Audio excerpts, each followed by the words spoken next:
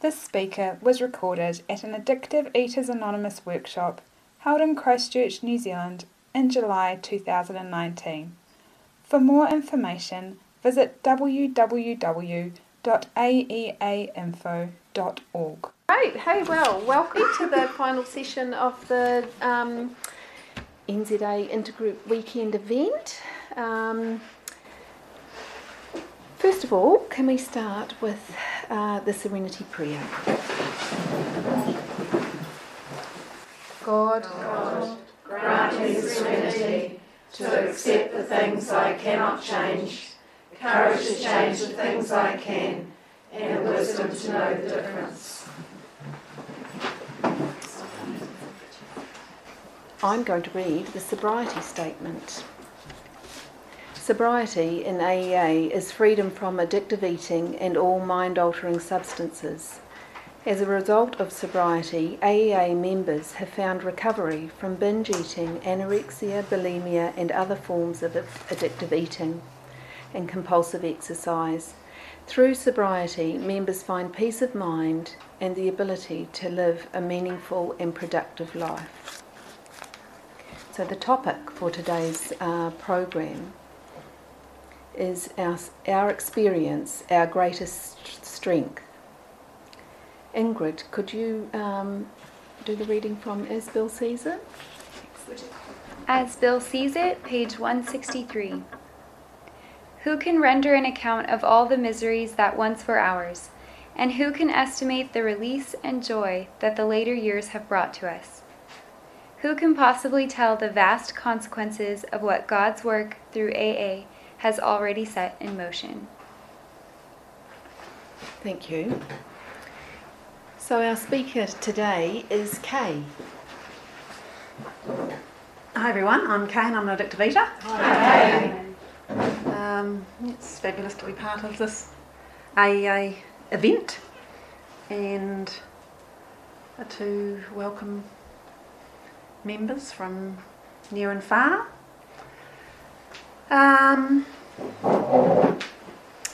Well, I started coming to these meetings and continue to keep coming because of my experience of addictive eating, which for me was all my eating. All my eating was addictive eating. I haven't had any periods of well eating or normal eating in my life, and for me, I believe I was born with the disease of addiction, and it manifested firstly in food, which is my prime addiction, at a very early age. And I was obsessed with weight and food, and all my growing up years, and yeah, it was miserable. Really, I had a happy family life, but always with me was this, sort of low-level misery, because every day I wanted to eat, and that never changed regardless of what was happening, with the food, what was happening with life. I always wanted to eat, and it was always for me like trying to hold back the tide. And I thought I was the only one in the world. I just thought I only could see there were other overweight people, but I thought that I had been born differently to other people, and it was sad. It was sad. And that continued. It just continued. Basically, the disease progressed, and I got worse, and I got to a place where I couldn't go on. I just couldn't go on. And fortunately for me, I'm cutting a long eating story very short here, so Leonie doesn't have to bang the drum. Fortunately for me, I was going to these meetings when that came. I was not at that place when I first came in, and the thing that kept me coming was the identification. You know, I was much closer to the people in these meetings than anyone I had ever met out there, but just not quite as bad. And what happened to take care of that for me was I got worse. In these rooms I actually got worse mentally. My weight improved, my binging stopped, and I lost weight, and I thought I was okay, but the disease progressed, and when I was beaten, I was here in these rooms, and I turned to the people in recovery. And so they're the two best things I've done in my life, you know, coming into these rooms and you know, turning to the people in recovery, and they basically told me what they did, and you know, what they had done and were doing to get well, and I tucked in behind.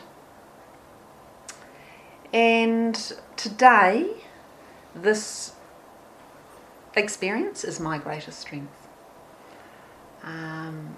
Adding on to that little paragraph, slogan, whatever, I would have to add, if I pass it on. You know, it's only my greatest strength, you know, if I try and pass it on. Fortunately for me, that's a joy. It's not a burden. Coming to these meetings, all the things that, you know, I need to do as part of my recovery is, for me, you know, is a joy. And, you know, I'm very grateful for that. So there's many reasons that I need to come to meetings, and one of those is to remember what it was like, because although I'm not a normal eater, this way of life has become very normal for me, and I need to be reminded it is not me doing it. I do not have the strength to stop myself eating. For me, as a higher power is doing for me what I can't do for myself through the fellowship. You know, that would not continue if I left and God and I went out there together.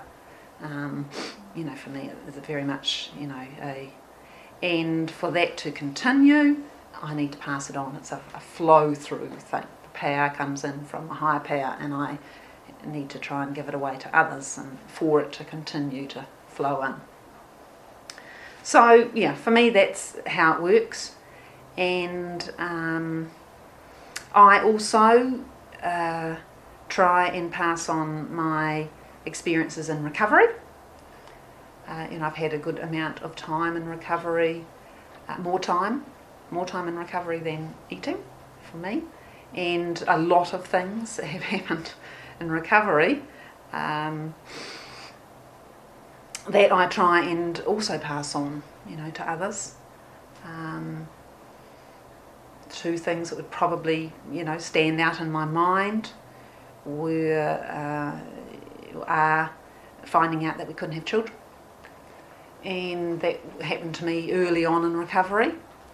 And yeah, I mean, I was, well, you know, my husband and I were, you know, pretty devastated about that, but you know, we found out in due course that we couldn't have children the normal way.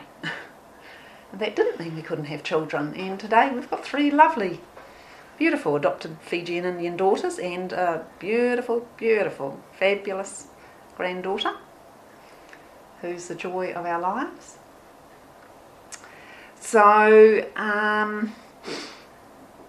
that, you know, was a very good lesson for me. You know, I got very caught up in that at the time, you know, the pain of it all, but you know, I have learned to trust that there is a bigger picture. You know, trust God and await developments. Thank you. Thank you, Lynette, that's good. It tickled my fancy yesterday, and I like that. You know, that is very much, you know, I had no idea no idea what was ahead at that time. Certainly couldn't have imagined what actually happened. And I mean, that has been, a fabulous thing for my husband and I. A whole massive experience of our life that we wouldn't have had if we'd had children the normal way. So, and of course, we wouldn't have our 3 beautiful daughters. I had 3 horrible sons.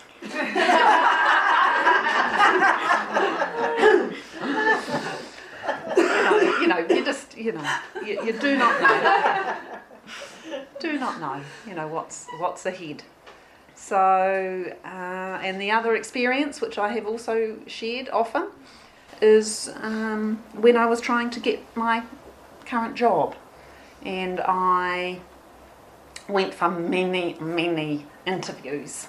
I knew the sort of job I wanted, and I went for many interviews.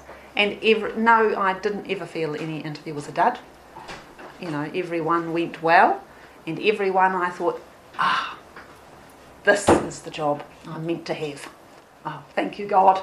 This is it. And then I'd miss it. I'd miss out on it. And then I go for the next one, same thing. Good interview. Right. This is the job. And then I'd miss that one. And, the job that I have today, which I love and am very, very grateful to have. Very grateful.